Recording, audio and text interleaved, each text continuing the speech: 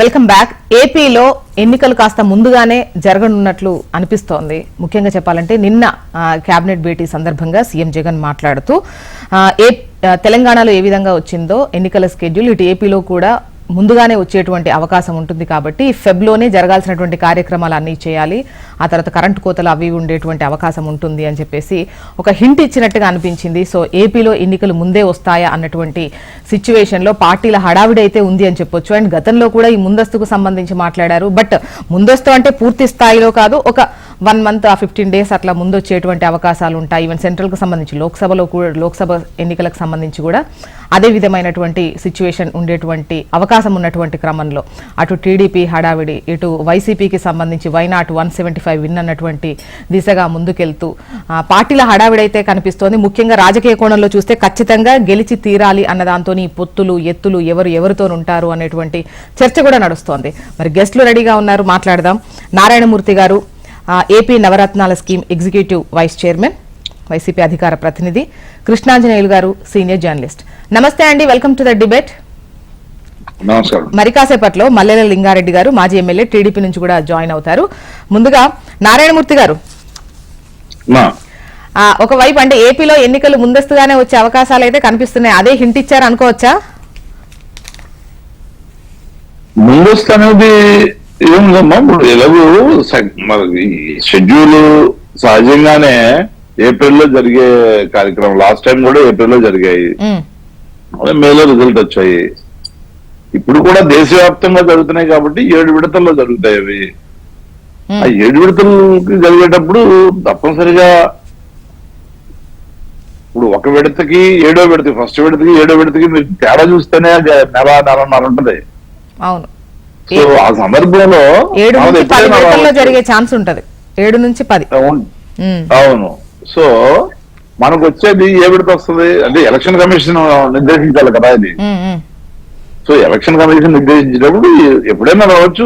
అది నెల 20 రోజుల నుంచి నెల రోజుల వరకు ఆ డిఫరెన్స్ అనేది ఉంటది అనేది సహజంగా అందరికీ తెలిసిందే. అది దాన్నే ముఖ్యమంత్రి గారు చెప్పారు. ఇప్పుడు మనం డిసెంబర్ లో ఉన్నాం, మిడ్ లో ఉన్నాం.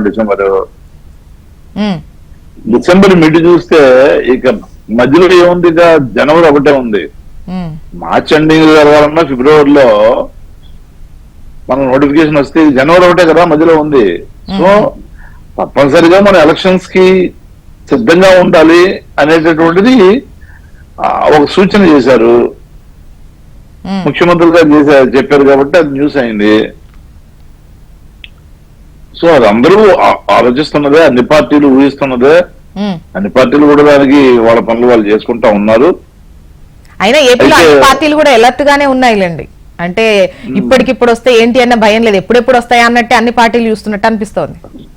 ఉన్నాయి. అయితే ఇక్కడ ఒక తేడా ఏంటంటే మిగతా పార్టీల్లో ఒక పార్టీలన్నీ కూడా ప్రతిపక్షాలు అస్తవ్యస్తంగా ఉన్నాయి. ఒక నిర్దిష్టంగా బలంగా పాలకపక్షం చేస్తున్న ఏదైతే మంచి పనులు ఉన్నాయో ఈ పనులు జనాల్లోకి వెళ్ళడం, తర్వాత మధ్యతరగతి పేద వర్గాలన్నీ కూడా జగన్మోహన్ రెడ్డి గారిని ఆరాధించడం, గౌరవించడం, అభిమానించడం, బీసీ ఎస్సీ ఎస్టీ మైనార్టీలు అందరూ కూడా ఇవాళ ఎవరో ఒకళ్ళిద్దరు ఆ కేడర్లకు సంబంధించిన వాళ్ళు తెలుగుదేశం వాళ్ళు ఉండొచ్చాము కానీ అందరూ జగన్మోహన్ రెడ్డి గారు చూడడం, ఇలాంటి పాలన ఎప్పుడు జరగలేదు.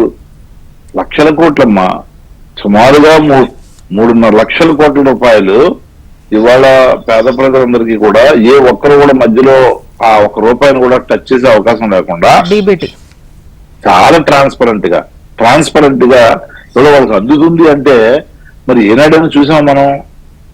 గత కాలంలో మన ప్రధాని అయిన రాజీవ్ గాంధీ గారు ఏమన్నారు, కేంద్రం ఏదో రూపాయి ఇస్తే అది జనాల దగ్గరికి వెళ్ళేటప్పటికి 10 పైసలు అంతా వెళ్తుంది, మిగతాదంతా మధ్యలో తలారుల పాలైపోతుంది, దోచు తింటున్నారు, ఇలాంటి వ్యవస్థలో లోపాలు ఉన్నాయని చెప్పారు ఆ రోజు. మరి ఈ రోజు ఏదైతే చేస్తున్నారో ఈ డైరెక్ట్ బెనిఫిట్ ట్రాన్స్ఫర్ అనేది ఖచ్చితంగా అది ప్రజలను మీ వైపే ఉంచుతుందని మీరు అనుకుంటున్నారు? తప్పనిసరి కదమ్మా. ఇప్పుడు ఎన్నడూ లేని విధంగా వాళ్ళకి బెనిఫిట్ జరిగింది. ఆరోగ్యశ్రీ కానివ్వండి, రైతు భరోసా కానివ్వండి, చేతి కానివ్వండి, ఆసరా కానివ్వండి, పేదవాడి ఇల్లు కానివ్వండి, పెన్షన్ కానివ్వండి, ఇవాళ సుమారుగా 2,000 కోట్ల రూపాయలు ప్రతి నెల ఫస్ట్ తారీఖు వచ్చేటప్పటికి సుమారుగా 2,000 కోట్ల రూపాయలు ఇవాళ అవ్వతాతలు, ఆ అక్క చెల్లమ్మలు, ఆ వీడియోస్ కానివ్వండి, వంటమాయిలు కానివ్వండి, ఇవన్నీ వెళ్తూ ఉన్నాయంటే ఫిజికల్లీ ఛాలెంజ్ అయితే వాళ్ళకి కానివ్వండి, ఈ ముందస్తు అంశంకు సంబంధించి టీడీపీ వర్షన్ కూడా తీసుకుందామండి. మల్లెల లింగారెడ్డి గారు మాజీ ఎమ్మెల్యే టీడీపీ నుంచి కూడా జాయిన్ అయ్యారు. నమస్తే అండి లింగారెడ్డి గారు. సార్ అన్మ్యూట్ చేసి మాట్లాడండి. చెప్పండి, ఒకవేళ అంటే ముందస్తు ఎన్నికలు వస్తే టీడీపీ సిద్ధంగానే ఉందా? ఖచ్చితంగా అండి. ఇప్పుడు తెలుగుదేశం పార్టీకి 40 సంవత్సరాల పైన చరిత్ర ఉంది, పార్టీ నిర్మాణం ఉంది, వ్యవస్థ ఉంది, నియోజక స్థాయి నుంచి గ్రామ స్థాయి వరకు కార్యకర్తలు ఉన్నారు, ఏజెంట్లు ఉన్నారు, ప్రచారం చేసేవారు ఉన్నారు. పూర్తి నిబద్ధతో పనిచేసేటువంటి ఒక అన్ని స్థాయిల వ్యక్తులు మా పార్టీలో ఉన్నారు. ఎప్పుడు ఎన్నికలు పెట్టినా కూడా పార్టీ సిద్ధంగా ఉంది. తర్వాత వచ్చేసి మీరు చూస్తున్నారు, ఎక్కడైనా సరే అధికార పార్టీకి కొన్ని వసతులు ఉంటాయి, కొన్ని అవకాశాలు ఎక్కువగా ఉంటాయి అన్నమాట. కానీ ఈరోజు ఏంటంటే అధికార పార్టీ ప్రతిపక్ష పార్టీ కంటే ఘోరంగా అన్ని విషయాల్లో వైఫల్యమై, అంటే ప్రభుత్వాన్ని నడపలేకపోతున్నారు, పార్టీని కూడా నడపలేకపోతున్నారు. 11 మంది ఇన్ఛార్జీలు మార్చినప్పుడు ఏ పరిస్థితి వచ్చిందో మనం చూస్తున్నాం. ఆ పని అక్కడిక్కడ జరుగుతూ ఉంటుంది. మనం కాదని లేవు, ఎక్కడైనా కూడా ఒక 5%, 10% అవన్నీ జరుగుతూ ఉంటాయి. కానీ ఈరోజు దాదాపు 50-60 మంది ఎమ్మెల్యే అభ్యర్థులను, అంటే సిట్టింగ్ ఎమ్మెల్యేలు కానీ మంత్రులు కానీ మార్చేటువంటి పరిస్థితి వచ్చిందంటే ఖచ్చితంగా అది వాళ్ళ యొక్క ఓటమికి సంకేతము. వాళ్ళ తెలుసు, మారుస్తే చాలా వ్యతిరేకత వస్తుంది అని తెలిసారు కూడా వాళ్ళు మారుస్తున్నారంటే అక్కడ ఎమ్మెల్యేలు కానీ ఇన్ఛార్జీలు కానీ ఇక్కడ అనుభవం చేస్తారు. అయితే ఇక్కడ ఒక విచిత్రమైన పరిస్థితి ఏంటంటే వ్యతిరేకత 2 రకాలు ఉంటుంది. ఒకటి రాష్ట్ర లేకపోతే జాతీయ పార్టీ పైన, అదే ముఖ్యమంత్రి పైన, ప్రధానమంత్రి పైన, పార్టీ అధ్యక్షుల పైన వ్యతిరేకత ఉంటుంది. దానికి ఎమ్మెల్యేలు, ఆ పార్టీ ఇన్ఛార్జీల పైన వ్యతిరేకత ఉంటుంది. ఆయన జగన్మోహన్ రెడ్డి గారు ఏం చేస్తున్నారంటే, మేము ఎమ్మెల్యేలను లేకపోతే ఇన్ఛార్జీలను మార్చేసి కొత్త అభ్యర్థులకు ఇస్తే మేము గెలుస్తామనేటువంటి భ్రమలో ఉన్నట్టున్నారు. అది జరిగిన పని. లోకల్ గా ఉన్నటువంటి వాళ్ళ మీద ఆ వ్యతిరేకత ఉండదు అంటారా? ఇప్పుడు నియోజకవర్గ స్థాయిలో ఉన్నటువంటి వ్యతిరేకత పార్టీకి డ్యామేజ్ అయ్యే ఛాన్స్ ఉండదా? ఖచ్చితంగా నేను కాదని చెప్పాలి, ఉంటుంది, ఎక్కడైనా ఉంటుంది ఇలా ప్రభుత్వంలో ఉన్న తర్వాత. కానీ వాళ్ళ పైన కంటే కూడా ముఖ్యమంత్రి పైనే చాలా వ్యతిరేకత ఉండేటప్పుడు వాళ్ళని మారుస్తే ప్రయోజనం ఏముంది చెప్పండి? అదంటే ఎమ్మెల్యేలు బాగలేరు అని మారుస్తే ఎట్లా? సరే, నేను ఒకటి చెప్తున్నాను. ఇప్పుడు దాదాపు 7 సంవత్సరాలు అవుతా ఉంది. ఎమ్మెల్యేలు ఇసుక కుంభకోణం చేసేది తెలీదా, లేకపోతే భూముల కుంభకోణం చేసేది తెలీదా, మరి అన్ని రకాలుగా దోపిడీ చేసేటువంటి విషయం తెలీదా, వాళ్ళ చెడ్డ పేరు వచ్చేది తెలీదా? మరి ఏ ఎమ్మెల్యే నుంచైనా వాళ్ళు గెలిచిన 6 నెలల్లో, సంవత్సరం లోపల వార్నింగ్ ఇచ్చి అవినీతి జరుగుతా ఉంది, మీకు చెడ్డ పేరు వస్తా ఉంది, మీ ద్వారా నాకు, పార్టీకి, ప్రభుత్వానికి చెడ్డ పేరు వస్తా ఉంది, మీరు మానుకోండి ఎప్పుడైనా చెప్పినా చెప్పండి. ఇప్పుడు కూడా చెప్పలేదు, ఈ రోజు కూడా చెప్పలేదు. ఇప్పుడు ఏకంగా నేను అభ్యర్థులు భావిస్తామని చెప్తే ప్రయోజనం చెప్పండి. ఇప్పుడు లింగారెడ్డి సార్, మీరు అన్నట్టు ఒకవేళ అంటే సీఎం జగన్ గారి పైన, చంద్రబాబు నాయుడు గారి పైన ఇటువంటి వ్యతిరేకత ఉంటే ప్రజలే వాళ్ళని మార్చగలరు. నాయకులు కానీ వాళ్ళంతటా వాళ్ళు పక్కకు జరగడం అలాంటివి జరగవు. ఒక ఎమ్మెల్యేలు మాత్రమే పార్టీలు మార్చగలుగుతాయి. నేనేమంటున్నా అంటే వ్యతిరేకత అంతూ ఇంటూ ఉంటుంది, నేను కాదని చెప్పడంలే. అయితే దాన్ని అదుపు చేయడం కాదు, చివరికి మీరు ఈ విధంగా చేస్తున్నారు, అక్రమాలు చేస్తున్నారు, అభివృద్ధి చేస్తున్నారు, మీరు మానుకోండి, చాలా ఇబ్బందికరమైన పరిస్థితి ఉందని చెప్పి ఏ రోజు ప్రభుత్వం వచ్చి 6 నెలలకు, సంవత్సరాలకు చెప్పినారా? అది ఎందుకు చెప్పలేకపోయినారు? అంటే మేము చిన్న ఏదో భూమిలో, ఇసుకలో అవినీతి చేస్తా ఉంటే మీరు వేల కోట్లు, లక్షల కోట్లు అవినీతి చేయడం లేదా ముఖ్యమంత్రి గారనే పరిస్థితి ఉంది అక్కడ. అంటే తాను తప్పు చేయకుండా నియోజకవర్గ స్థాయి కానీ మిగతా నాయకులను కేడర్ను దండించాల్సినటువంటి పరిస్థితి ఉంది. ఆయనే శృంఖలంగా అవినీతి చేసి మొత్తం వేల కోట్లు లక్షల కోట్ల రూపాయల కుంభకోణాలు చేసి మీరు 50 కోట్లు 100 కోట్లు 200 కోట్లు అవినీతి మీరు చేయొద్దయ్యా, మరి స్వచ్ఛంగా ఉండాలా, నిజాయితీగా ఉండాలా అనే చెప్పేటువంటి నైతికమైనటువంటి హక్కును ఆయన అధికారంలోకి వచ్చినటువంటి మొదటి రోజే కోల్పోయినారు కాబట్టి ఈ రోజు వాళ్ళు చెప్పలేకపోతున్నారు. ఇప్పుడు నీతులు చెప్పాలంటే, బుద్ధులు చెప్పాలంటే, లేకపోతే హెచ్చరికలు జారీ చేయాలంటే చెప్పే వ్యక్తికి నైతిక స్థాయి ఉండాలా, నైతిక నిబద్ధత ఉండాలా. అంటే 100% కాదు చెప్పేది, 100% రాజకీయంలో జరగదు. సార్ ఈ ముందస్తు గురించే మనం మాట్లాడుకుందాం ఖచ్చితంగా. తర్వాత ఈ సమన్వయకర్తల మార్పుకు సంబంధించి, ఇన్ఛార్జీల మార్పుకు సంబంధించి మాట్లాడదాం లింగారెడ్డి గారు. ఒకసారి కృష్ణాంజనేయులు గారి ఎనలైజేషన్ తీసుకున్న తర్వాత ఈ ముందస్తుకు సంబంధించి పార్టీల సిచ్యువేషన్ ఏంటి, ఎట్లా ముందస్తు అనేది ఇప్పుడు ఎన్నికల కమిషన్ కూడా ఒక 6 నెలలు షెడ్యూల్ కంటే 6 నెలల ముందు ఎన్నికలు పెట్టేదానికి కూడా ఎన్నికల కమిషన్ కు ఒక అధికారం ఉంది. అంటే క్వశ్చన్ ఉంది. వేరే రాష్ట్రాల్లో ఎమ్మెల్యే ఎలక్షన్లు జరగము, లేకపోతే ఇంకొక ప్రత్యేకమైనటువంటి పరిస్థితుల్లో, వాతావరణ పరిస్థితుల్లో, లేకపోతే ఇంకో పరిస్థితుల్లో, ప్రకృతి వైపరీత్యాలు, రకరకాలైనటువంటి పరిస్థితులు దేశంలో ఉంటాయి కాబట్టి దాన్ని బట్టి ఒక 6 నెలల ముందైనా పెట్టడానికి ఎన్నికల కమిషన్ అధికారం ఉంది. కేంద్ర ప్రభుత్వం చెప్తే ఆటోమేటిక్ ఎన్నికల కమిషన్ పెడుతుంది. పార్టీల సిచ్యువేషన్ ఏంటి, ఎట్లా ఉంది, ఏ పార్టీ పొజిషన్ ఏంటి అనేది ఒకసారి కృష్ణాంజనేయులు గారి వాయిస్ తీసుకుందాం. కృష్ణాంజనేయులు గారు, ఏపీలో అన్ని పార్టీలు కూడా ఎప్పుడెప్పుడు ఎన్నికలు వస్తాయా అన్నట్టే ఉన్నాయి, కానీ ముందస్తు వస్తే భయపడేటువంటి సిచ్యువేషన్ ఉన్నట్టు అనిపించట్లేదు. ఎన్నికలు త్వరగా వస్తే అయిపోద్ది అన్నట్టే ఉన్నాయి. ఎలాగో తెలంగాణ ఎన్నికలు అయిపోయాయి కాబట్టి ఆంధ్ర ఎన్నికల మీదే అందరి ఫోకస్ కూడా ఉంది.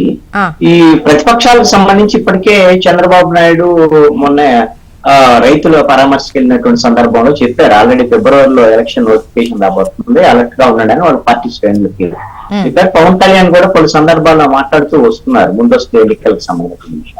వాస్తవంగా అయితే తెలంగాణ ఎన్నికలతో పాటు వస్తాయని అనుకున్నారు, లేదు షెడ్యూల్ ప్రకారం వస్తున్నాయి. దాంట్లో భాగంగా నిన్న ముఖ్యమంత్రి మాట్లాడినటువంటి మాట కొంత మా అందరిలో ఆసక్తిని రేపాయి. 20 రోజులు ఒక ముందుకు రావచ్చు ఎన్నికలు అనేటువంటి దాని మీద. ఆ 20 రోజులు అంటే ఇందాక నారాయణమూర్తి గారు చెప్పినటువంటి ఎందుకంటే ఒక 20 రోజులు మీన్స్ అంటే మనం జనవరి ఒకటే మన చేతిలో ఉండే, ఫిబ్రవరిలో నోటిఫికేషన్ వచ్చింది అవకాశం. 2019లో మార్చి 10వ తేదీన నోటిఫికేషన్ వచ్చింది. ఏప్రిల్ 11వ తేదీన మనకి ఎన్నికలు జరిగాయి. మే 23వ తేదీన మనం ఆంధ్రప్రదేశ్ సంబంధించినటువంటి ఓట్ల లెక్కింపు జరిగినటువంటి పరిస్థితి. అలాగనే ఇప్పుడు మార్చి 10 అని అంటే మరి 20 రోజుల ముందుకు వస్తున్నట్టు ఫిబ్రవరిలో నోటిఫికేషన్ రావడానికి అవకాశం ఉంది.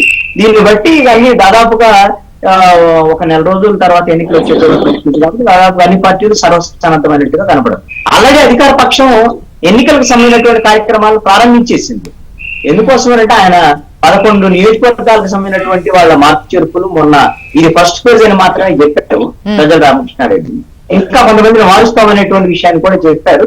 కొంతమంది కొత్త ముఖాలను తీసుకురావడం, ఒక చోట నుంచి కొంతమందిని మార్చడము, వీటితో పాటుగా నియోజకవర్గాల స్థాయిలో కూడా పార్టీలకు సంబంధించినటువంటి లీడ్ కార్యక్రమాలు కూడా అధికార పక్షాల నుంచి జరుగుతున్నాయి. మరి ఆల్రెడీ జగన్మోహన్ రెడ్డి అయితే ముఖ్యమంత్రి వైపు నుంచి అయితే ఈ బటన్ నొక్కేటువంటి బహిరంగ సభలనే ఎన్నికల సభల కింద వాడుకుంటున్నారు. నిన్న పలాసలో జరిగినటువంటి బహిరంగ సభలో ఉద్దానంకు సంబంధించినటువంటి అంశాల మీద ఎక్కువ రాజకీయ అంశాలు మాట్లాడారు కదా ముఖ్యమంత్రి కూడా. పవన్ కళ్యాణ్ గురించి తెలంగాణలో పోటీ చేశారు, ఆయన ఏమొచ్చింది అక్కడ కనీసం బర్రెలకు వచ్చినటువంటి ఓట్లు కూడా రాలేదు అనేటువంటి విధంగా పవన్ కళ్యాణ్ గురించి, అదే విధంగా వీళ్ళందరూ హైదరాబాద్ లో ఉంటున్నారు, ఈ ఆంధ్రప్రదేశ్ అభివృద్ధి గురించి మాట్లాడతారు, ఎక్కువ రాజకీయ అంశాలే మాట్లాడారు. అండ్ ఇప్పుడు ఏ అధికార పక్షమైనా కూడా మామూలుగా ఈ కార్యక్రమాలను అంటే నార్మల్ గా పొలిటికల్ గా మాట్లాడడం అనేది ఇది కొత్తగా ఏం అనిపించట్లేదు.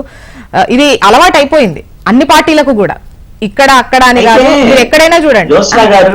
జోస్నా గారు ఆంధ్రప్రదేశ్ లో ముఖ్యమంత్రి అయితే నాకు తెలిసి ఈ బటన్ నొక్కేటువంటి బహిరంగ సభలకు తప్ప ఎక్కడా కూడా వైఎస్ఆర్ కాంగ్రెస్ పార్టీకి సంబంధించినటువంటి సభలు సమావేశంలో గాని ప్రజలతో మమేకమైనటువంటి ఏ సభలు సమావేశాలు ఇప్పటి వరకు పాల్గొనలేదు.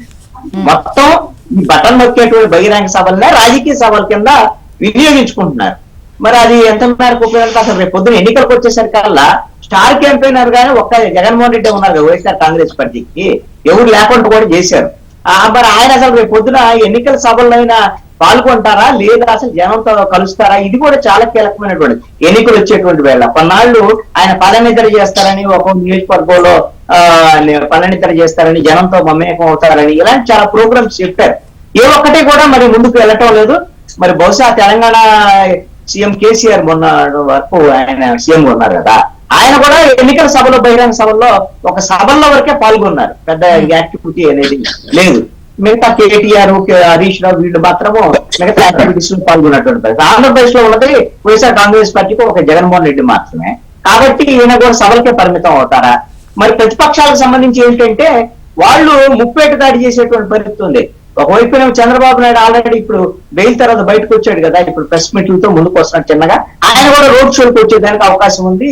అదే విధంగా పవన్ కళ్యాణ్ ఏమో వారాహి విజయయాత్ర, ఇదే విధంగా యువగళం పేరుతో నారా లోకేష్, ఈ ముగ్గురు కూడా ఒకే వేదిక మీదగా రాబోతున్నాడు. ఎన్నికల సంబంధించినటువంటి సమర శంకారావు ప్రతిపక్షాల వైపు నుంచి రేపు 20వ తేదీన విశాఖపట్నంలో యువగళం ముగింపు సభ పెద్ద ఎత్తున జరపాలి అనేటువంటిది ఒక ప్రణాళిక రూపొందించుకున్నారు.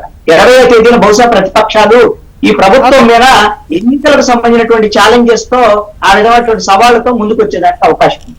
ఇప్పుడు అంటే ముఖ్యంగా అంటే నియోజకవర్గాల వారీగా చూసుకుంటే ఉన్నటువంటి నేత బలగం బట్టి గెలిచే అవకాశాలు ఉన్నాయా? అంటే ఇప్పుడు ఉన్నటువంటి పరిస్థితులు అయితే ఆంధ్రప్రదేశ్ ప్రభుత్వం వైపు నుంచి ఈ ప్రభుత్వము ఎమ్మెల్యేలు వాళ్ళ ద్వారా చేసినటువంటి డెవలప్మెంట్ కానీ, ఎమ్మెల్యేల గ్రాఫ్ పెరగటం తగ్గటం అనేటువంటిది లేదండి. ఒకటి లింగారెడ్డి గారు చెప్పిందని మనం అంగీకరించి తీరాలి. ఆయన ప్రతిపక్షం అయినా సరే ఏమిటి అంటే బటన్ నొక్కటము, డబ్బులు ఇవ్వటం. నారాయణమూర్తి గారు కూడా అదే కదా చెప్పింది. 1,85,00,000 కుటుంబాలకు 2,20,00,000 రూపాయలు ఇప్పటి వరకు ఇచ్చారు. అయితే ఈ ఇచ్చినటువంటి డబ్బులు తప్ప మిగతా డెవలప్మెంట్ ఏముంది? ఎమ్మెల్యే ఏం చేయగలడు? జగన్మోహన్ రెడ్డి బటన్ నొక్కుతున్నాడు. ఏమన్నా ఉంటే గిన్షన్లు ఉంటే వాలంటీర్లు వాళ్ళు ఇస్తున్నటువంటి పరిస్థితి ఉంది. నీకు ఎమ్మెల్యేలు ఒక రోడ్ వేసే పరిస్థితి లేదు, కుళాయి ఇచ్చేటువంటి పరిస్థితి లేదు, ఇంకొక డెవలప్మెంట్ లేదు, ఒకటి ఏదైనా ఒక కలబట్టు కట్టేది లేదు, ఇంకొకటి లేనప్పుడు ఎమ్మెల్యే చేసేటువంటి పని ఉంటది. ఆయన గ్రాఫ్ ఎందుకు పడిపోయింది? ఆయన గ్రాఫ్ ఎలా పెరిగింది? మాకు అసలు మా గురించి పట్టించుకునే వాళ్ళే లేరు, వాలంటీర్ విలువ కూడా మాకు లేదని ఎమ్మెల్యే చెప్తుంటే కాంగ్రెస్ పార్టీ ఏం చెప్తుందంటే ఎమ్మెల్యేల గ్రాఫ్ పడిపోయింది. ఇది ప్రభుత్వం యొక్క గ్రాఫ్ పడిపోయింది, ముఖ్యమంత్రి గ్రాఫ్ పడిపోయింది అనేటువంటి మాత్రం స్పష్టం. నారాయణమూర్తి గారు మీరే చెప్పాలి. అంటే ముఖ్యంగా చూస్తున్నటువంటి డీబీటీ వేశారు, మధ్యలో ఎవ్వరి పని లేకుండా డైరెక్ట్ గా జనాల చేతుల్లోకే డబ్బులు వెళ్ళాలి, వాళ్ళకి లబ్ధి చేకూర్చాలని వాళ్ళు డైరెక్ట్ గా అట్లా ఇచ్చే అవకాశాలు ఉండవు. ఒకవైపు అక్కడ ఉన్నటువంటి ఎమ్మెల్యేకు ఏం పని లేనట్టే వాళ్ళకి కనిపిస్తోంది, పెద్ద పని లేనట్టు అంటే వీళ్ళకు వాళ్ళతో పెద్ద పని లేనట్టు అనిపిస్తోంది. అది వాళ్ళకి మైనస్ అయ్యే ఛాన్సెస్ ఉన్నదని అంటున్నారు. ఎందుకుంటుందమ్మా? ఇప్పుడు ఇంత ముందు 2,000 రూపాయలు 3,000 రూపాయలు పెన్షన్ ఇస్తా ఉంటే దాంట్లో 1,000 రూపాయలు 1,500 రూపాయలు తినేసేవాడు జనభూమి కమిటీలు అని చెప్పేసి. ఇవాళ 3,000 రూపాయలు 2,750 రూపాయలు ఇప్పుడు వస్తుంది, 3,000 రూపాయలు జనవరి నుంచి వస్తుంది. 3,000 రూపాయలు నా జేబులోకి వస్తుంది, మా అవతాతలకు వస్తుంది, మా అక్కచెల్లెమ్మలకు వస్తుంది, మా వికలాంగులకు వస్తుంది, మా విడోస్కి వస్తుంది, ఒంటరిమాలకు వస్తుంది అన్నప్పుడు వాళ్ళు 3,000 రూపాయలు పూర్తిగా వాళ్ళకి ఇచ్చినందుకు వ్యతిరేకత వస్తుందా? ఎట్లా వస్తుంది? నాకు విచిత్రంగా ఉంది ఈ వాదన. జగన్మోహన్ రెడ్డి గారు ఏ ఒక్కరి ప్రమేయం లేకుండా, తినడానికి అవకాశం లేకుండా, ఇన్ఫ్లుయెన్స్ అవకాశం లేకుండా, కులాలనో గొడవలనో లేదా ఫ్యామిలీ అనో లేదంటే ఆ వర్గం అనో ఈ వర్గం అనో వీటిని ఆపేసి వాళ్ళని ఇబ్బంది పెట్టే కార్యక్రమం ఇంతకుముందు జరిగేది, ఇంతకుముందు కాలంలో ఈ రాష్ట్రంలోనే. మరి ఈ రాష్ట్రంలో ఇవాళ ట్రాన్స్పరెంట్ గా నిజాయితీగా ఎవరైతే లబ్ధిదారులు ఉన్నారో లబ్ధిదారులు చేరాల్సిన డబ్బు ఏదైతుందో వాళ్ళు చేరే విధంగా ఒక మెకానిజాన్ని తయారు చేసి ఒక సిస్టమ్ తయారు చేసి వాళ్ళు ముందుకు తీసుకెళ్తూ ఉంటే దాని మీద వ్యతిరేకత వస్తుందా? అంటే చెడు చేసే వాళ్ళ మీద వ్యతిరేకత రాదు, మంచి చేసే వాళ్ళ మీద వ్యతిరేకత వస్తుందా? అంటే నారాయణమూర్తి గారు ఏదైనా పని జరగాలంటే ఎమ్మెల్యే దగ్గరికి వెళ్తే ఆ పని అయిపోయింది అనుకోండి, మా ఎమ్మెల్యే ఈ పని చేసి పెట్టారు అని చెప్పేసి ఒక ఇది ఉంటుంది. అలా కాకుండా డైరెక్ట్ అది పని జరిగిపోవడం వల్ల ఇప్పుడు ఎమ్మెల్యేకి సంబంధించినటువంటి గ్రాఫ్ గానీ మార్కులు పడేటువంటి అవకాశం గానీ జనాల్లో వాళ్ళని గుర్తు చేసుకునేటువంటి అవకాశం గానీ పెద్దగా ఉండకపోవచ్చు అనేది కృష్ణాంజనేయులు గారు అంటున్నారు. జగన్మోహన్ రెడ్డి గారు చేస్తున్నారు అనేటటువంటి బాధ్యత వాళ్ళకి ఉంటే అది జగన్మోహన్ రెడ్డి గారే చేస్తున్నా, నా మనవడు చేస్తున్నాడు, నా కొడుకు చేస్తున్నాడు, నా అన్న చేస్తున్నాడు, నా తమ్ముడు చేస్తున్నాడు అని అవతాతలు కానివ్వండి, అక్కచెల్లెమ్మలు కానివ్వండి వీళ్ళంతా ఫీల్ అవుతున్నప్పుడు ఎమ్మెల్యే వేరు జగన్మోహన్ రెడ్డి గారు వేరు కాదు కదా. ఇప్పుడు జగన్మోహన్ రెడ్డి గారే చేస్తా ఉన్నారు. జగన్మోహన్ రెడ్డి గారి ప్రతినిధిగా, ప్రజాప్రతినిధిగా ఎమ్మెల్యే అక్కడ ఉంటా ఉన్నాడు. దాంట్లో అసలు ఏ విధంగా వ్యతిరేకత వచ్చే అవకాశం ఉంది? ఏ కోసాన కూడా జగన్మోహన్ రెడ్డి గారి మీద ఇవాళ ఏ సర్వేలను తీసుకోండి, నేను టైమ్స్ లో కల్పించాం, 24 నుంచి 25 సీట్లు వచ్చే అవకాశం ఉంది. 24 నుంచి 25 సీట్లు వచ్చే అవకాశం ఉంది. దాని అర్థం ఏంటి? పార్లమెంట్ ఒక పెద్ద పరిధి కాబట్టి అసలు వ్యతిరేకత అనేది లేనే లేదని కదా. అంటే నారాయణమూర్తి గారు వ్యతిరేకత ఉండడం వల్లనే చేర్పులు చేస్తున్నారు, ఎన్నికలకు సమాయత్తమయ్యడంలో భాగంగా ఈ మార్పులు జరుగుతున్నాయి. మార్పులు చేర్పులు అనేవి ఇప్పుడున్న ఏదైతే మాకు 150 సీట్లు ఉన్నాయి, మేము అనుకుంటున్నది 175 సీట్లు రావాలని. అక్కడక్కడ ఏదైనా చిన్న చిన్న తేవాలు వస్తే కూడా ఇవాళ మేము ఎమ్మెల్యేగా ఉన్న దగ్గర చేసాం, మేము ఎమ్మెల్యేలుగా లేని దగ్గర చేసాం. గుర్తుపెట్టుకోండి, అది ఒక ఎమ్మెల్యే లేని దగ్గరే చేసాము, లేదంటే ఎమ్మెల్యేలుగా ఉన్న దగ్గర చేసాం అంటే అది వేరే విషయం. ఒక్కోసారి ఆలోచించే అవకాశం ఉంటుంది వీళ్ళకి. కానీ ఈ రోజు లాస్ట్ టైం వచ్చిన మెజార్టీ కంటే ఎక్కువ మెజార్టీ రావాలని, లాస్ట్ వచ్చిన సీట్ల కంటే ఎక్కువ సీట్లు రావాలనేటువంటి ప్రణాళికలో భాగంగా ఈ మార్పు చేరుకున్నాయి. సంస్థాగతంగా చేసుకుంటాం మేము, అంతర్గత విషయం. దీన్ని చూసి వాళ్ళు కామెంట్ చేయడానికి దిగారంటే దాని అర్థం ఏంటంటే ఇవాళ తెలుగుదేశం క్యాండిడేట్లు లేరని చెప్పండమ్మా. నేను 45 నియోజకవర్గాల పేర్లు చెప్తాను, టక్కన క్యాండిడేట్లు చెప్పగలరా వాళ్ళు? అదేవిధంగా జనసేన 4-5 నియోజకవర్గాలకైనా క్యాండిడేట్లు ఉన్నారా ఈ రాష్ట్రం మొత్తం మీద? లేరు. ఒక ఫేస్ అనేది కనపడాలి కదా. ఇప్పుడు మనకు ఎమ్మెల్యే ఉన్నారు. నేనే నిన్న వచ్చాను, ఇది సామాజిక సాధికార యాత్ర అని చెప్పేసి రాష్ట్ర వ్యాప్తంగా ఉత్తరాంధ్రలో జరుగుతూ ఉంది, రాష్ట్ర వ్యాప్తంగా జరుగుతుంది, ఉత్తరాంధ్రలో కూడా జరుగుతుంది. ఉత్తరాంధ్రలో నేను ప్రతి నియోజకవర్గంలో కూడా ఏదైతే సామాజిక సాధికార యాత్ర ఏదైతే ఉందో దాన్ని కొంత నాకు బాధ్యత అప్పగించారు, వీళ్ళు చేస్తా ఉన్నా. వీళ్ళు తండోపులు అంటారుగా. సీఎం గారు లేకపోయినా కూడా అంటున్నారు, సీఎం గారి మీద ఏదో చెప్పారు. సీఎం గారు లేకపోయినా కూడా చంద్రబాబు నాయుడుకి, లోకేష్ కానీ వచ్చిన జనం చూడండి, ఇక్కడ బీసీ, ఎస్సీ, ఎస్టీ, మైనార్టీ మంత్రులు మాత్రమే ఉండి చేసే ఆ సామాజిక సాధికార యాత్ర, బస్సు యాత్ర వచ్చే జనం చూడండి. నేను ప్రతి యాత్రలో ఉన్నా, ప్రతి నియోజకవర్గంలో ఉన్నా. లాస్ట్ లో కురుపాంలో జరిగింది. ఎంత 25,000 పీపుల్ వచ్చారు. ఎక్కడ వీళ్ళ దగ్గర పట్టిన 1000-2000 మంది కూడా రావట్లేదు వీళ్ళ దగ్గరికి. చంద్రబాబు నాయుడు గారు కానీ, లోకేష్ గారు కానీ. వాళ్ళు లోకేష్ యువగడన్న యాత్రని ఎక్కడో విశాఖపట్నంలో క్లోజ్ చేస్తున్నాడు. ఎందుకు విశాఖపట్నంలో క్లోజ్ చేస్తున్నారు భయపడి? అంటే జనం రాక ఎలక్షన్ వేళలో ఆ జనం రాలేదనేటువంటి విషయంగా తెలిస్తే వాళ్ళ క్యాడర్లో ఉన్న వాళ్ళు కూడా కకావికలమే వెళ్ళిపోతారు, ఇతర పార్టీలు మా పార్టీకి వచ్చేస్తారు అనేటువంటి భయంతో, నాకు జనము లేరు, నాకు ఓట్లు లేవు, నా కార్యకర్తలు కూడా లేకుండా అయిపోతాను అనేటటువంటి భయంతో ఇవాళ తెలుగుదేశం పార్టీ ఇవాళ యువగడాన్ని అర్ధాంతరంగా ముగించేస్తుంది. ముగించాల్సిన అవసరం ఏంటి? ఇవాళ ఎన్నికల సమయంలో ఇంక బ్రహ్మాండంగా చేసుకునే అవకాశం ఉండాలి. అది లేకుండా ముగుస్తుందంటే భయపడి పారిపోతున్నారు, వణికిపోతున్నారు. ఏదైతే సామాజిక సాధికార యాత్రకు జనం వస్తున్నారో చూసి ముఖ్యమంత్రి లేకుండా, జగన్ గారు లేకుండా ఎంత జనం వస్తున్నారంటే మా పరిస్థితి ఏంటి అని ఆలోచించుకునేటటువంటి మీమాంసలో పడ్డది తెలుగుదేశం పార్టీ కానివ్వండి, పార్టీలు కానివ్వండి. లింగారెడ్డి గారు ఇప్పుడు వారు 3 లక్షల కోట్లు పంచినాము, ఎటువంటి మరి అవినీతి లేకుండా డైరెక్ట్ గా ప్రజల అకౌంట్లో వేస్తామని చెప్తున్నారు. మరి 10 లక్షల కోట్ల రూపాయల అప్పు చేసి 10 అదే తప్పుడు ప్రచారం చేస్తున్నారు. మీరు గోబల్ ప్రచారం చేస్తారు. అప్పుడు తెలుగుదేశం పార్టీ ఉన్నప్పుడు అప్పు ఎంత చేసింది? ప్రజలు ఎక్కడ రాసి పెట్టారా డబ్బంతా? ఇప్పుడు జగన్మోహన్ రెడ్డి గారి ప్రభుత్వం వచ్చిన తర్వాత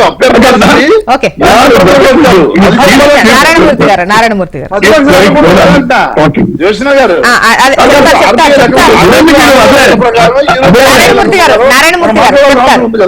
ఇప్పుడు లింగారెడ్డి గారు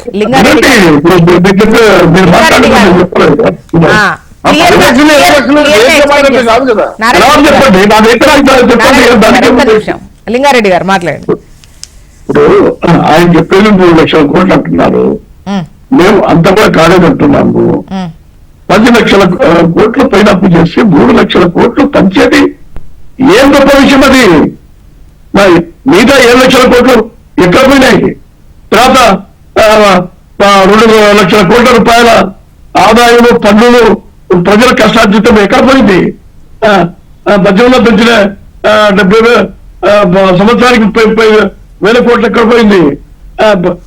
కరెంటు ఛార్జీలు పెంచారు 50,000 కోట్లు, ఎక్కడ పోయినాయి? ఆర్టీ ఛార్జెస్ ఎక్కడ పోయినాయి? ప్రతి విషయంలో ఇంటి పనులు పెంచినారు, రిజిస్ట్రేషన్ పనులు పెంచినారు, చెత్త పనులు పెంచినారు, ప్రతి ఒక్కటి పెంచినారు. ఆ పెంచే 1 లక్షల కోట్ల ఎక్కడ పోయినాయి? మీరు ఇచ్చింది ఆ పెంచినటువంటి పన్నులు, ట్యాక్సులు, రుసుములు కంటే మీరు ఎక్కువ ఇలా. మరి 10 లక్షల కోట్ల అప్పు ఎక్కడ పోయింది? ఎక్కడ పోయింది చెప్పండి?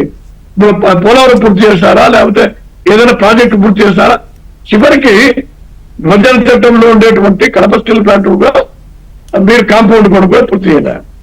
ఒక పక్క రైల్వే లేదు, ప్రత్యేక హోదా లేదు, తర్వాత వైజాగ్ కడప స్టీల్ ప్లాంట్ తాడబెట్టాలి గురించి ఉండేటువంటి వైజాగ్ స్టీల్ ప్లాంట్ పోతా ఉంది. ఎక్కడ చేస్తున్నారు? రోడ్లకి ఏమైనా గుంతలు పోస్తున్నారు? లింగారెడ్డి గారు మనం మామూలుగా వాళ్ళ అభ్యర్థులకు సంబంధించి, ఇన్ఛార్జీలకు సంబంధించి మార్పు చేర్పులు అనేది వ్యతిరేకత ఉండడం వల్లే మారుస్తున్నారు అనేది వర్షన్లో కామెంట్స్ ఈవెన్ టీడీపీ నుంచి కూడా అసలు మార్పు అంటే వీళ్ళనే మార్చాలా, సామాజిక న్యాయం అంటే మీవే అంటారు, ఈ వర్గం వాళ్ళనే మార్చాలా అన్నటువంటి కొన్ని విమర్శలు కూడా టీడీపీ చేసింది. వీటితో పాటు అయితే వాళ్ళు అంటున్నారు ఆ గతంలోకి వచ్చిన సీట్ల కన్నా ఇప్పుడు ఇంకా ఎక్కువ ఎక్స్పెక్ట్ చేస్తున్నాం కాబట్టి ఇది అంతర్గత విషయం, మార్పు అనేది ఉంటది, దాన్ని పట్టుకొని వ్యతిరేకతను మీరు ఎట్లా అంటారు అనేది వాళ్ళ క్వశ్చన్. ఇప్పుడు ఇంతకుముందు కృష్ణాంజలి గారు చెప్పినారు. ఇప్పుడు ఇంతకంటే కూడా తెలంగాణలో సంక్షేమ పథకాలకు డబ్బులు ఎక్కువ ఇచ్చినారు, రైతు బంధు ఇచ్చినారు, చాలా పథకాలు ఇచ్చినారు. ఎస్సీలకు వచ్చేసి దళిత బంధుని 10 లక్షలు అన్నారు, చాలా పథకాలు పెట్టారు. అక్కడ అంతా ఇంత అభివృద్ధి కూడా కనపడుతోంది, అప్పులు ఉన్నాయి, అభివృద్ధి కూడా కనపడుతోంది. ఇంకా అయినా కూడా ఆ పార్టీని ప్రజలు వ్యతిరేకించారు. ఇక్కడ ఎక్కడైనా సరే ఇప్పుడు మీరు చూడండి, మీరు ఎంతసేపు ఉన్నా కూడా పథకాలు ఇప్పుడు వారు కరెక్ట్ గా చెప్పినారు. ఇప్పుడు పెన్షన్లు కానీ లేకపోతే ఫీజు రింబర్స్మెంట్ కానీ ఏ పథకమైనా సరే అది శాంక్షన్ చేసేటప్పుడు ఒకసారి మనం ముఖ్యమంత్రి పోయి సమావేశం పెట్టాడు. ఈయనేంది ప్రతి 3 నెలలకు పోతాడండి? 3 నెలలకు ఎందుకు పోతాడు నాకు అర్థం కాలే. ఇప్పుడు ఫీజు రియంబర్స్మెంట్ ఉంది, ఫీజు రియంబర్స్మెంట్ స్కాలర్షిప్ లో లేకపోతే కాలేజీలకు ఇవ్వాల్సిన డబ్బు ఒకసారి సంవత్సరానికి ఎప్పుడున్నా ఒకసారి ఇస్తారు. రొటీన్ గా జరిగేటువంటి పని నేను ప్రతి 3 నెలలకు ఒకసారి ఫీజు రియంబర్స్మెంట్ కు స్కాలర్షిప్ లో కొత్త పథకం పెడుతున్నారు వచ్చేదానికి. అంటే ఏమి 3 నెలలకు ఒకసారి నువ్వు పోవాలా, ప్రభుత్వ డబ్బుతో మీటింగ్లు పెట్టాలా, ఆ ఖర్చులు ప్రజల్లో తెలిసి మళ్ళీ చావగొట్టి పన్నులో అవన్నీ పెంచాలా? ఇప్పుడు జగన్ ఎందుకు కావాలనే కార్యక్రమం ఉంది. ఏం సంబంధం అంటే ప్రభుత్వానికి ఏం సంబంధం? అది పార్టీ కార్యక్రమము. పార్టీ కార్యక్రమానికి నువ్వు ప్రభుత్వం డబ్బు ఖర్చు పెడతావా? మేము పెట్టాము ఎప్పుడన్నా? అవిధంగా ఎప్పుడన్నా మేము చేసినామా? ఇప్పుడు లోకేష్ గారు పాదయాత్ర ఉంది, మీరు చంద్రబాబు నాయుడు గారిని అక్రమంగా అరెస్ట్ చేస్తే ఆయన సుప్రీంకోర్టు లాభకి ఇక్కడికి తిరుగుతా 2 నెలలు వృధా కాలదా? మరి ఎలక్షన్ రావడం లేదా? పాదయాత్రకి షెడ్యూల్ ఏంది? ఆ షెడ్యూల్ ప్రకారం మీరు జరిగించారా?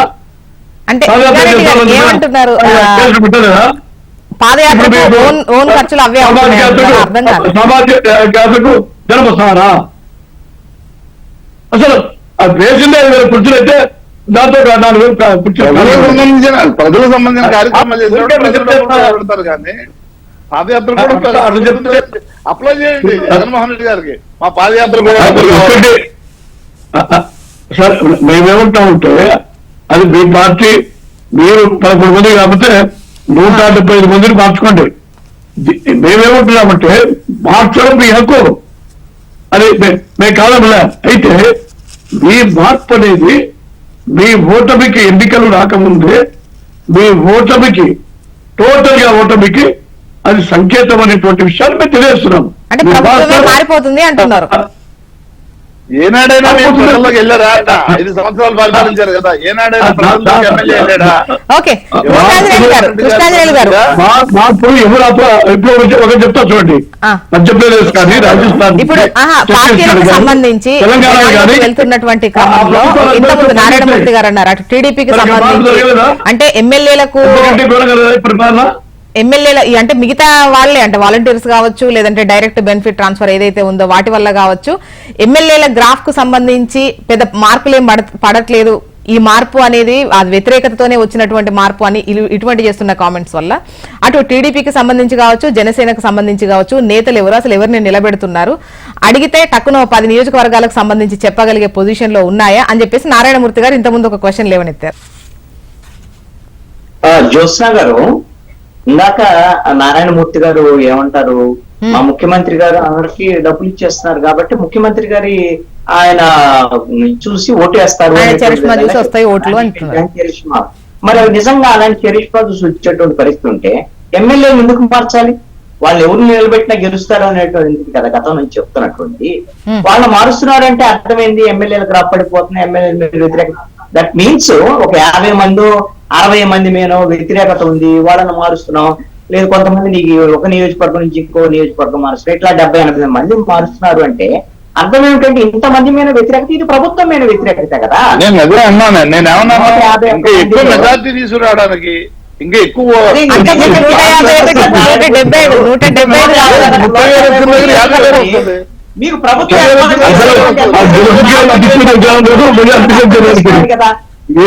ఒక అంశం జ్యోత్స్న గారు, ఒక్క పాయింట్ చాలా కీలకమైనది ఏంటంటే ఇందాక నారాయణమూర్తి గారు లేవనెత్తినటువంటి అంశం చాలా కీలకమైనటువంటి, నో డౌట్. ఎందుకంటే ఇప్పుడు ఇంతమందిని మారుస్తున్నారు అధికార పక్షం నుంచి.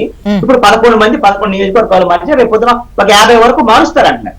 కానీ మరి నాకు సీట్ రాదు అని తేలిపోయిన తర్వాత కూడా ముఖ్యమంత్రి ఆల్రెడీ చెప్పేశాడు, మీకు సీట్ రాదు, మీ గ్రాఫ్ పడిపోయింది, నేను ఇవ్వటం లేదు, నేను గెలిచే వాళ్ళని ఇచ్చుకుంటా అని చెప్పి. కానీ వాస్తవంలో చూడాలంటే ప్రతిపక్షాల వైపు పొలోమంటూ ఈ అధికార పక్షానికి సంబంధించినటువంటి ఎమ్మెల్యేలు సీట్ రానటువంటి వాళ్ళు రావాలి. కానీ చంద్రబాబు నాయుడు దగ్గర కండవగా కప్పుకున్నటువంటి వాళ్ళని చూస్తే ఎవరాళ్ళు ఉండవలసి శ్రీదేవి ఎప్పుడో ఆవిడ ఎమ్మెల్సీ ఎన్నికల్లోనే తెలుగుదేశం పార్టీ ఓటేశారు.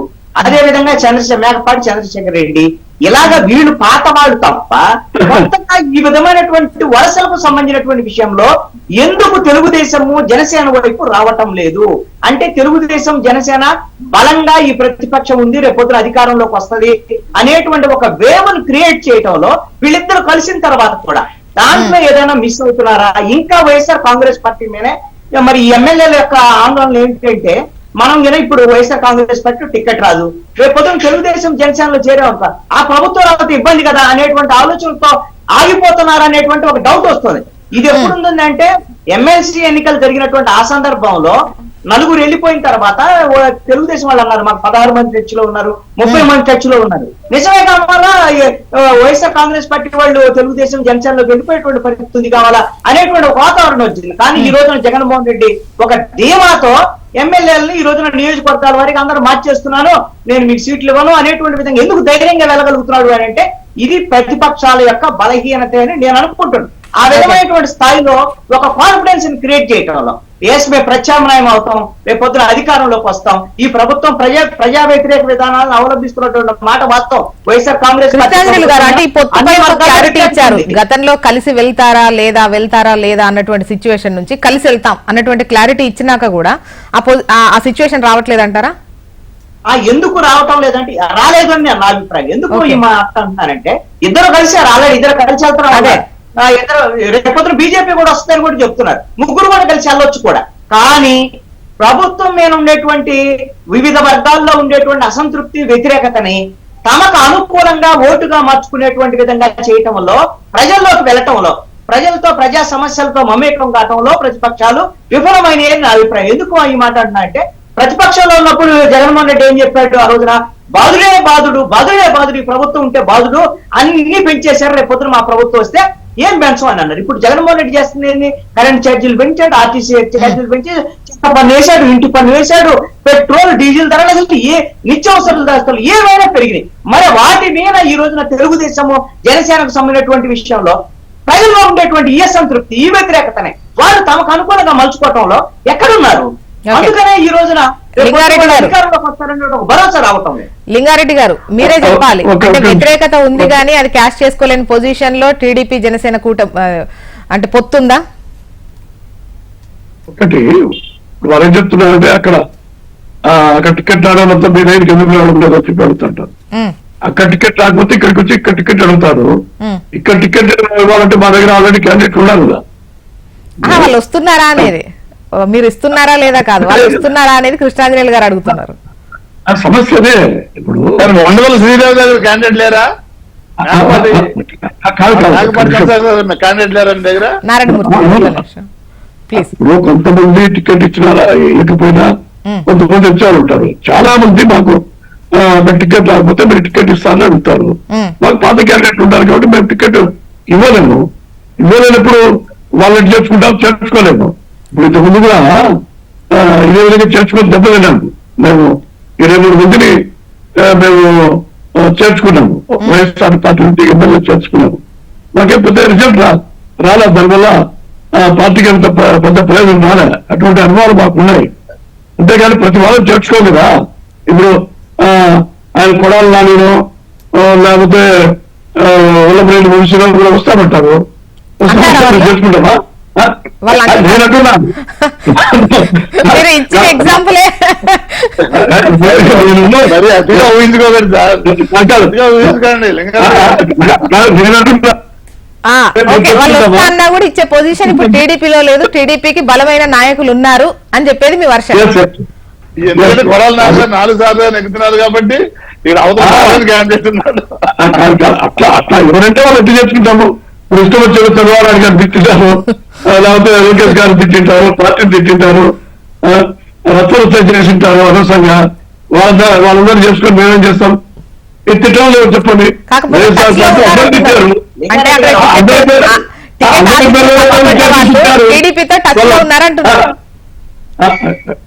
ఖచ్చితంగా. ఇప్పుడు మా దగ్గర మేము గేట్లు తెరిచేస్తే పెద్దగా వచ్చేవారు ఉన్నారు. అయితే మేమంతా హోల్సేల్ గా గేట్ తెచ్చేదానికి సిద్ధంగా లేదు. మేము కూడా గేట్ దగ్గర కాపలా పెట్టి రాణి అల్లా చూసుకుని ఇప్పుడు మేము ఏమంటాము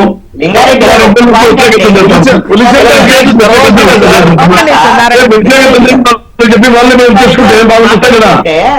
ఇక్కడ మీ దగ్గర మీ పార్టీలోకి వైఎస్ఆర్ కాంగ్రెస్ పార్టీ వాళ్ళు వస్తే ఎమ్మెల్యేలు వాళ్ళు మీ దగ్గర అవకాశం ఉందా లేదనేది ఒక పాయింట్ కన్నా కూడా అధికార పక్షం బలహీనపడుతుంది. ముఖ్యమంత్రి మీద ఈ ప్రభుత్వం మీద వాళ్ళ ఎమ్మెల్యేలను వ్యతిరేకత ఉందని చెప్పడానికి మీకు ఒక బలమైనటువంటి ఆయుధం అయింది. దాన్ని ఎందుకు వినియోగించుకోలేకపోతున్నారు? కేవలం మీరు పైకి మాత్రమే మా దగ్గరకు వచ్చేటువంటి దానికి అవకాశం ఉందని చెప్తున్నారు తప్ప ఆ వేవ్ కనపడటం లేదు అనేటువంటిది. ఎలక్షన్ సమీపిస్తున్నటువంటి వేళ ఆ వేవ్ అనేటువంటిది కనపడటం లేదు అనేటువంటి స్పష్టంగా ఉంది. ఒకటి ఇప్పుడు మేము అంత ఈజీగా రానియాలంటే మాకు చాలా పరిమితులు ఉన్నాయి. ఇక్కడ పాత నాయకులు ఉన్నారు. వీళ్ళు చాలా ఓవర్ యాక్షన్ చేసినటువంటి వాళ్ళు కూడా చాలా మంది ఉంటారు. అక్కడ వాళ్ళకి టికెట్ రాకపోతే మేము ఇక్కడ రానిస్తే మేము బయట తిట్టిన వాళ్ళు అంత మాట్లాడిన వాళ్ళు టీడీపీకి చూస్తారా అండి? ఎందుకు దానికే ఉంది. అధికారమైన దానికి అంటూ సొంతేం లేదు, అదేం లేదు. దాని గురించి మనం ఆలోచించ. ఎందుకంటే రాజకీయాల్లో నైతికత అనేది పూర్తిగా నాశనం అయిపోయింది. కాబట్టి ఇక్కడ ఏంటంటే మేము రాణించుకున్న దానికి మాకు పరిమితులు ఉన్నాయి. స్థానిక నాయకత్వంలో అక్కడ ఉన్న సిట్టింగ్ ఎమ్మెల్యేలు, ఇన్ఛార్జీలు, సీనియర్ నాయకులు ఉంటారు. వాళ్ళకి కాదని టికెట్ ఇవ్వలేము.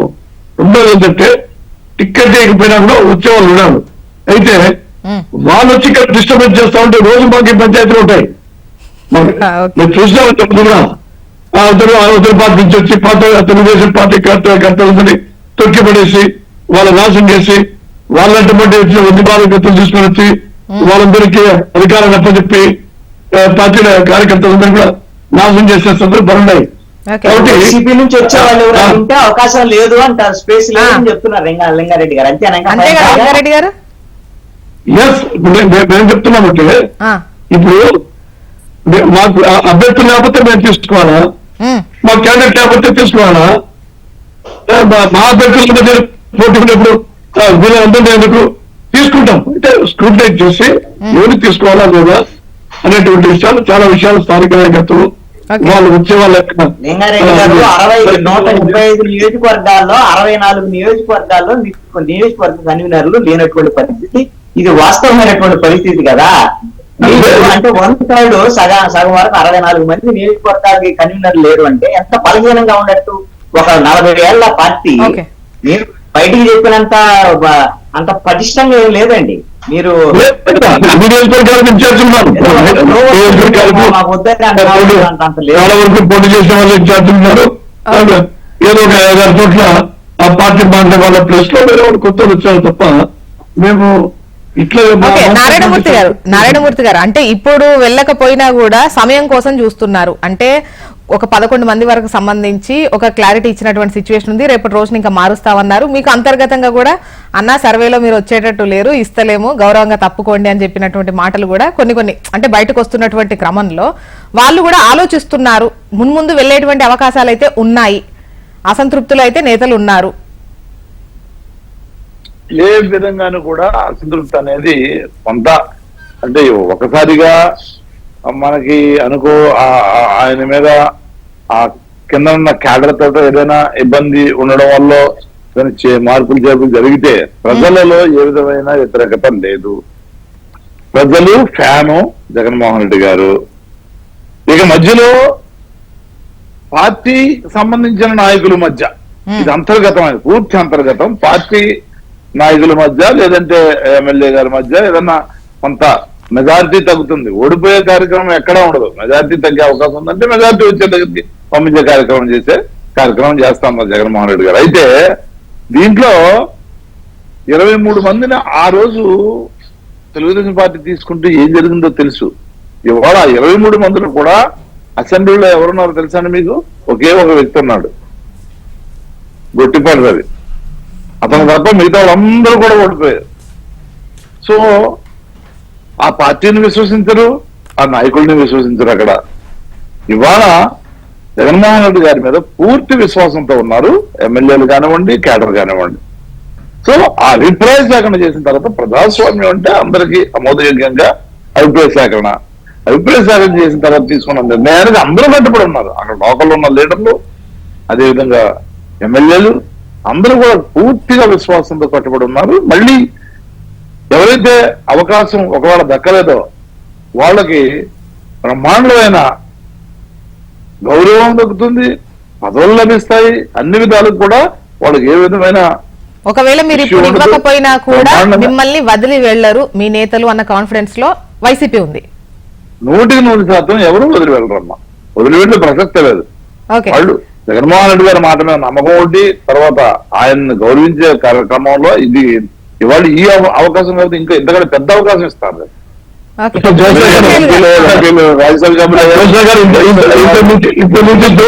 అవకాశాలు ఉన్నాయి ఈ వ్యవస్థలో. ఉండదు. మీకు ప్రభుత్వంలోకి వస్తామంటే ఎమ్మెల్సీలో కార్పొరేషన్ చైర్మన్ నోటు ఇస్తామంటే అక్కడ ఆగుతారు. వాళ్ళు పోయేదే మీరు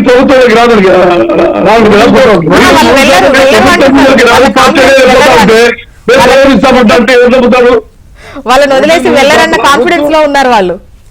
175 గెలుస్తామంటే మళ్ళీ ప్రభుత్వం అంటారు మీరు. 175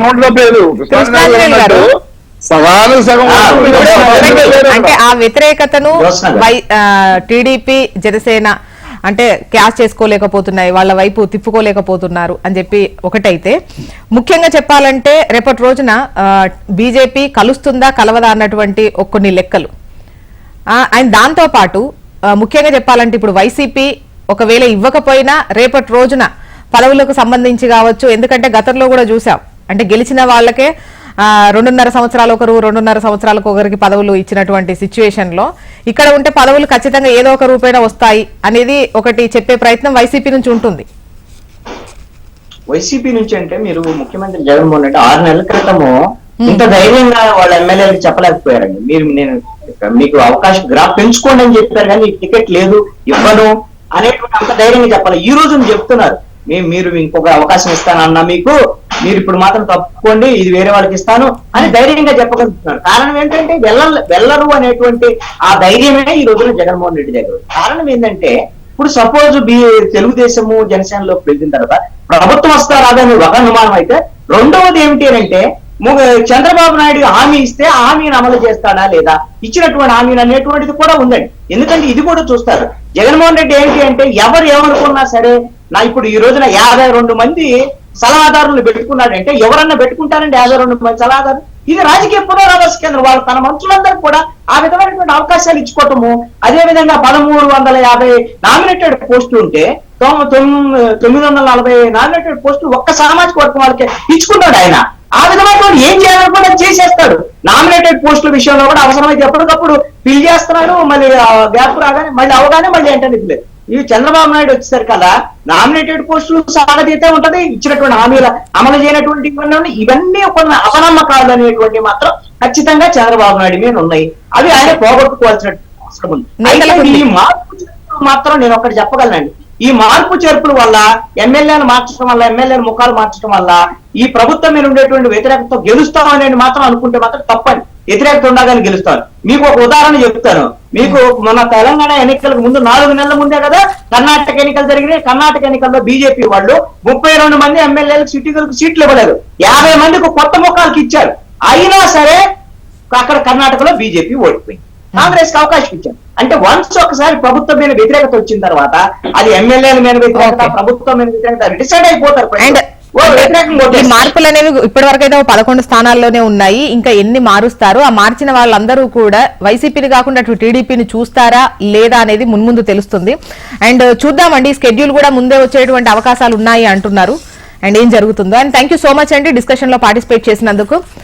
లింగారెడ్డి గారు, నారాయణమూర్తి గారు, కృష్ణాంజనేయులు గారు, థ్యాంక్ యూ అండి. ఇది వాళ్ళ న్యూస్ అనాలిసిస్. చూస్తూనే ఉండండి హెచ్ఎం టీవీ. వార్త ఆగదు, నిజం తాగదు.